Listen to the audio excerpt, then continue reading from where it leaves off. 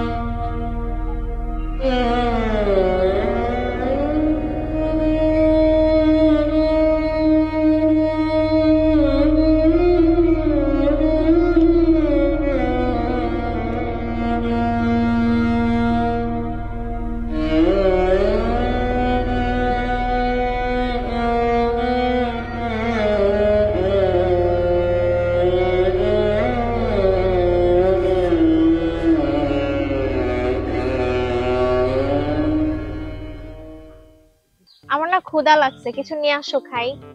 আচ্ছা ঠিক আছে, তুমি এখানে থাকো, আমি আসছি। আচ্ছা ঠিক আছে।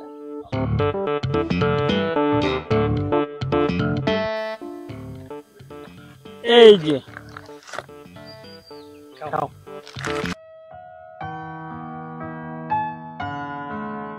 অনেক মজা হয়েছে না?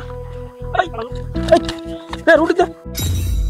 আকাশ শয়তান, দে রুটি দে। মেরো না ওকে, মেরো না, থাক। ওকে মেরেই ফেলবো। মানুষ, ওকে মেরো না।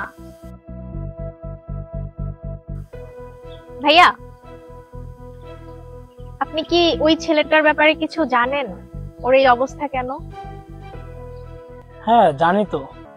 আসলেও কি বলবো, ও একটা মেয়েকে প্রচন্ড ভালোবাসতো। আসলে ওদের দুজনের পলায় যাওয়ার কথা ছিল, কিন্তু সেই মেয়েটি আর আসে নাই। ও বাড়িতে ফেরার সময় অ্যাক্সিডেন্ট করে স্মৃতিশক্তি সব হারায় যায়, পাগল হয়ে যায় আর কি। কি বলবো ওর কথা, আমি আর ওর কথা বলে আর শেষ করার মতন না। কিন্তু মেয়েটা আসলে একটা ঠকবাজ ছিল। ওকে কথা দিছিল যে ওর সাথে পালিয়ে যাবে, কিন্তু সঠিক সময় মেয়েটা আসে নাই ওর কাছে আর ফিরে। এই ওর জীবনের হিস্টোরি। এখনো রাস্তায় রাস্তায় এইভাবে বসে থাকে পাগলের মতন। ওর অবস্থা আজকে পাগল বেশ। ভালোবাসা মানুষকে এই পরিণতিই দেখায়। ঠিক আছে, চলে গেলাম, ভালো থাকেন। ওকে ভাইয়া।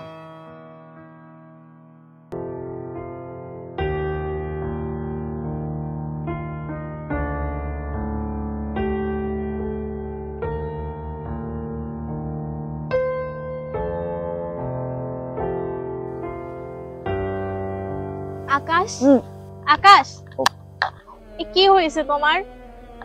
আকাশ, আমার জন্য তোমার এই অবস্থা হয়েছে। আকাশ, আমাকে তুমি মাফ করে দিও। আকাশ, তাকাও এদিকে। বাহ বিতি বাহ। তাহলে অবশেষে বুঝতে পারলাম এটা তোমার এক্স বয়ফ্রেন্ড ছিল, আর তোমার জন্য এই ছেলেটির এই অবস্থা। আমার তো তোমাকে মানুষ বলতেই ঘৃণা হচ্ছে। তুমি এত নীচ, তোমার জন্য এই ছেলেটির এই অবস্থা। আরে তুমি যদি জীবন সঙ্গী হিসেবে নাই চাইতে, তাহলে ভালো কেন বেসেছিলে? আর তুমি আমাকে বলতে পারতে তুমি অন্য কাউকে ভালোবাসো।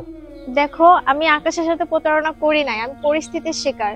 আমি যদি তোমাকে বিয়ে না করতাম, আমার বাবা অসুস্থ হয়ে যেত, আমার বাবা স্ট্রোকের রোগী। আমি এই জন্যই ওকে বিয়ে করি নাই, ওর সাথে পালিয়ে যায় নাই। আমি তোমার সাথে বিয়ে করতে বাধ্য হয়েছি। ঠিক আছে, যেহেতু তোমার জন্য এই ছেলেটার এই অবস্থা, তাহলে আজ থেকে ওর চিকিৎসার যত দায়ভার, যত টাকা খরচ হোক না কেন, সবকিছু দায়ভার আমার। আয় ভাই আয় আয়, আজ থেকে তোর সমস্ত খরচ আমার। ওঠ ভাই, ওঠ ওঠ ভাই, ওঠ। ওঠো আকাশ।